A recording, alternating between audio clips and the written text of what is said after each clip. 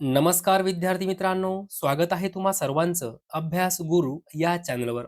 विद्यार्थी मित्रांनो, या व्हिडिओमध्ये जे प्रश्न आपण पाहणार आहोत ते सर्व प्रश्न पोलीस भरतीमध्ये वारंवार विचारले गेलेले आहेत. पहा, या ठिकाणी प्रश्न पहिला आहे, के कामराज यांचे प्रचलित नाव काय आहे? के कामराज यांचे प्रचलित नाव काय आहे? तुमच्यासाठी वेळ आहे 7 ते 8 सेकंद. तर या ठिकाणी योग्य उत्तर आहे गरिबांचे कैवारी. लक्षात ठेवा, के कामराज यांचं प्रचलित नाव काय आहे? गरिबांचे कैवारी. पुढील प्रश्न पहा, वारणा नदी कोणत्या नदीची उपनदी आहे? हा प्रश्न 10 वेळापेक्षाही जास्त वेळा पोलीस भरतीमध्ये विचारला गेला आहे. वारणा नदी कोणत्या नदीची उपनदी आहे? तर या ठिकाणी योग्य उत्तर आहे कृष्णा. लक्षात ठेवा, वारणा नदी कृष्णा नदीची उपनदी आहे. पुढे पहा, भारतातील एकमेव जागृत ज्वालामुखीचे नाव काय आहे? तर या ठिकाणी योग्य उत्तर आहे बॅरन. बॅरन भारतातील एकमेव जागृत ज्वालामुखीचे नाव काय आहे? बॅरन. पुढील प्रश्न पहा, पृथ्वीवर एकूण किती खंड आहेत? सोपा प्रश्न आहे, याचं उत्तर यायलाच पाहिजे. पृथ्वीवर एकूण किती खंड आहेत? तर 7 खंड आहेत. किती खंड आहेत? 7. पुढे पहा, खंडांनी पृथ्वीचे व्यापलेले एकूण क्षेत्रफळ किती टक्के आहे? पहा, पृथ्वीवर जे काही 7 खंड आहे त्यांनी एकूण किती क्षेत्रफळ म्हणजे किती टक्के क्षेत्र व्यापलेलं आहे? तर या ठिकाणी योग्य उत्तर आहे 29%. किती टक्के? 29%. पुढील प्रश्न पहा, महात्मा फुले कृषी विद्यापीठ कोठे आहे? तर या ठिकाणी योग्य उत्तर आहे राहुरी. महात्मा फुले कृषी विद्यापीठ राहुरी या ठिकाणी आहे. पुढील प्रश्न पहा, स्थानिक स्वराज्य संस्थेचे जनक कोण आहेत? हा प्रश्न 30 वेळापेक्षाही जास्त वेळा पोलीस भरती, तलाठी भरती, वनरक्षक भरतीमध्ये विचारला गेला आहे. तर या ठिकाणी योग्य उत्तर आहे लॉर्ड रिपन. स्थानिक स्वराज्य संस्थेचे जनक लॉर्ड रिपन. पुढील प्रश्न पहा, जनगणना भारतीय संविधानाच्या कोणत्या कलमानुसार केली जाते? या ठिकाणी कलम आपल्याला विचारलेला आहे. तर या ठिकाणी योग्य उत्तर आहे कलम 246.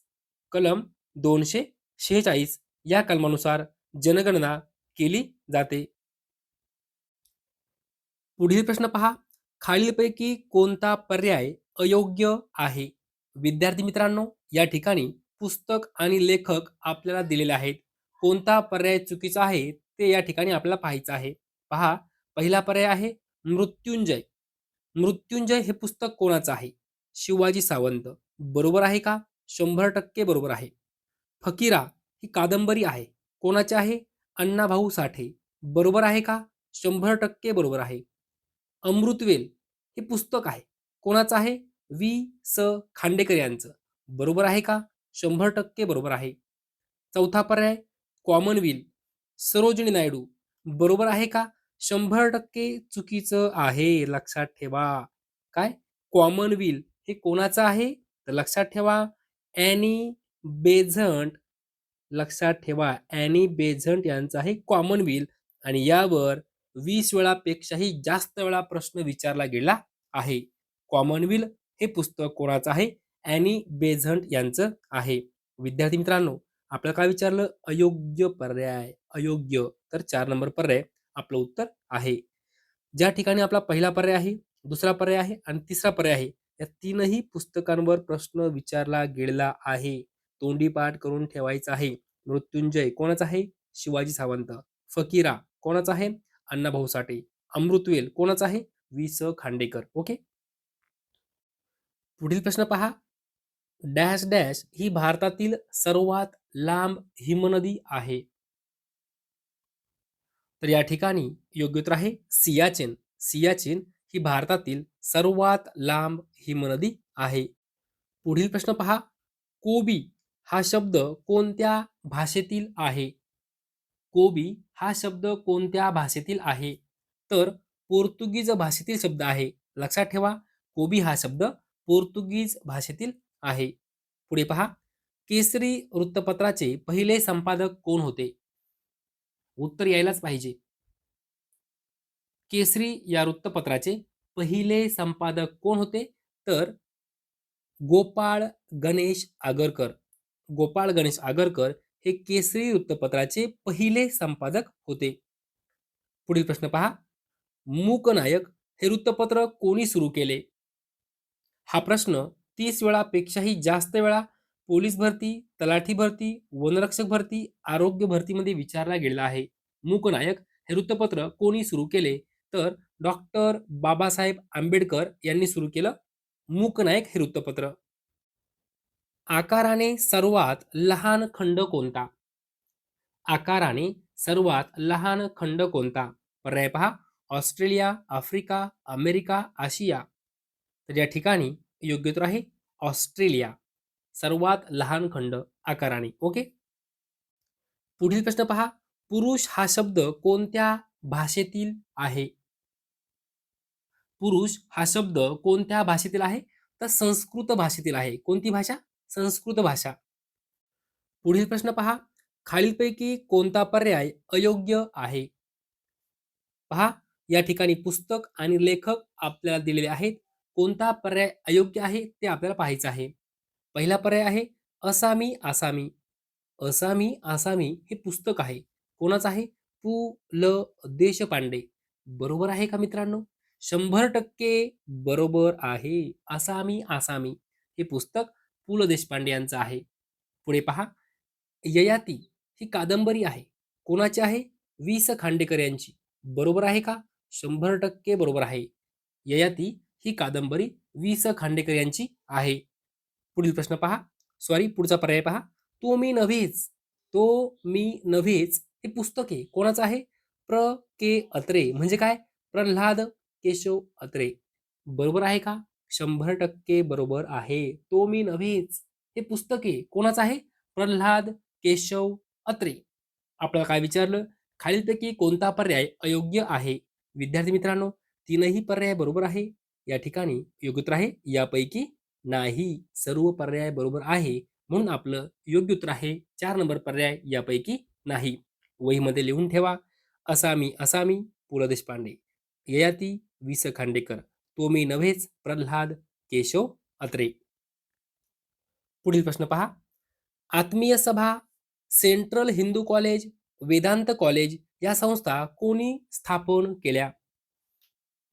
उत्तर यायला पाहिजे, कारण हा प्रश्न एकदा, दोनदा, तीनदा नाही तर 15 वेळापेक्षाही जास्त वेळा विचारला गेला आहे.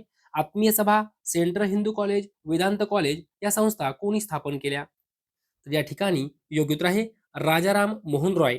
राजाराम मोहन रॉय. पुढे पहा, त्याने घराजवळ गाडी उभी केली या वाक्यातील कर्म ओळखा. कर्म ओळखा असं विचारलेलं आहे. विद्यार्थी मित्रांनो, या ठिकाणी पहा, उभी केली. आता केली काय आहे? क्रियापद आहे. या ठिकाणी 4 नंबर पर्याय पहा. केली काय आहे? क्रियापद आहे. तो पर्याय खोडा, कारण आपल्याला विचारलं काय? कर्म. पुढे पहा, त्याने घराजवळ गाडी उभी केली. उभी करणारा. ज्यावेळेस क्रियापदाला नारा, नारी, नारे प्रत्यय लावणार आहोत त्यावेळेस आपल्याला काय भेटणार आहे? कर्ता भेटणार आहे. उभी करणारा कोण? तो. तो म्हणजे कोण? त्याने. या ठिकाणी पहिला पर्याय आहे त्याने. म्हणजे पहिला पर्याय कट झाला, कारण तो कर्ता आहे. चौथा पर्याय ऑलरेडी आपण कट केलेला आहे, कारण ते क्रियापद आहे. उरले फक्त 2 पर्याय. आता विद्यार्थी मित्रांनो, ज्याच्यावर क्रिया होते म्हणजे जो क्रिया सोसतो, ज्याच्यावर क्रिया होते, जो क्रिया सोसतो, जो भोगतो, त्याला कर्म म्हणतात. आता मला सांगा, त्याने घराजवळ गाडी उभी केली. म्हणजे गाडी ना साईडला कुठेतरी होती, आणली आणि कुठं घराजवळ उभी केली. म्हणजे सोसलं कोणी? भोगलं कोणी? क्रिया कोणावर झाली? गाडीवर क्रिया झाली. जो सोसतो, ज्याच्यावर क्रिया घडते ते कर्म असतं. म्हणून या ठिकाणी योग्य उत्तर आहे 2 नंबर पर्याय, गाडी. हे झालं आपलं कर्म. विद्यार्थी मित्रांनो, जर कन्फ्यूज होत असेल तर काय करायचं? जे काही पर्याय आहे ते चेक करायचे. मग त्यामध्ये कर्ता कोणता? कट करा. क्रियापद कोणतं? कट करा. म्हणजे आपण 50% आपल्या उत्तराच्या जवळ पोहोचतो. पुढील प्रश्न पहा, रवींद्रनाथ टागोर यांचे प्रचलित नाव कोणते आहे? प्रश्न महत्त्वपूर्ण आहे. उत्तर यायला पाहिजे. रवींद्रनाथ टागोर यांचे प्रचलित नाव काय आहे? तर या ठिकाणी योग्य उत्तर आहे विश्वकवी. काय नाव आहे? विश्वकवी. पुढील प्रश्न पहा.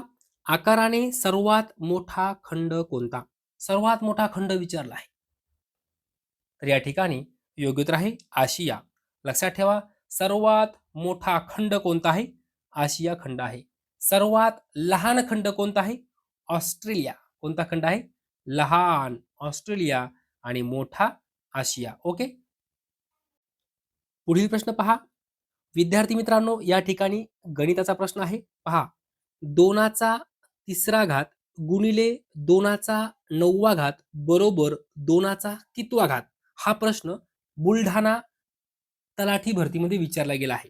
तर पहा, 2चा तिसरा घात गुणिले 2चा 9वा घात बरोबर 2चा कितवा घात? विद्यार्थी मित्रांनो, आता या ठिकाणी 2 आहे, या ठिकाणी 2 आहे. म्हणजे पाया कसा आहे? समान आहे. मध्ये चिन्ह कोणतं आहे? गुणाकाराचं आहे. आपला घातांकाचा नियम काय आहे? गुणाकाराच्या क्रियेमध्ये पाया समान असेल तर जे काही घातांक असतात त्यांची काय होते? बेरीज होते. काय होते? बेरीज. लक्षात ठेवा, पाया समान असेल आणि गुणाकार असेल तर या घातांकाची काय होते? बेरीज होते. आता पहा, आपण घातांकांची बेरीज करू. या ठिकाणी 2चा तिसरा घात अधिक 2चा 9वा घात. आता पाया समान आहे, तो एकदाच घ्यायचा. मग 3 आणि 9 किती झाले? 9, 10, 11, 12. म्हणून या ठिकाणी बरोबर 2चा 12वा घात. हे झालं आपलं उत्तर. या ठिकाणी योग्य उत्तर आहे 4 नंबर पर्याय. लक्षात ठेवा, पाया समान असेल, गुणाकार असेल तर घातांकाची बेरीज करावी. सरळ सरळ 9 आणि 3 यांची बेरीज केली, उत्तर आलं 12 बरोबर 2चा 12वा घात.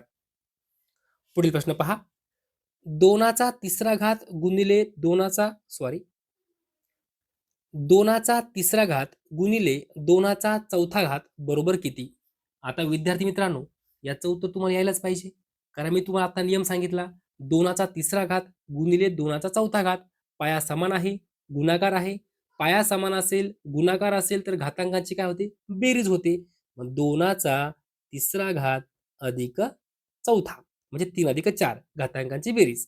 मग 4 आणि 3 किती झाले? 7. म्हणून 2चा 7वा घात. या ठिकाणी योग्य उत्तर आहे 4 नंबर पर्याय. हे झालं आपलं योग्य उत्तर. विद्यार्थी मित्रांनो, अशा प्रकारे जे प्रश्न वारंवार पोलीस भरतीमध्ये विचारले गेले होते, काही प्रश्न तलाठी भरतीमध्ये विचारले गेले आहेत, ते प्रश्न आपण पाहिलेले आहेत. जर तुम्हाला हा व्हिडिओ आवडला असेल तर नक्की एक लाईक करा, शेअर करा, सबस्क्राईब करा. धन्यवाद.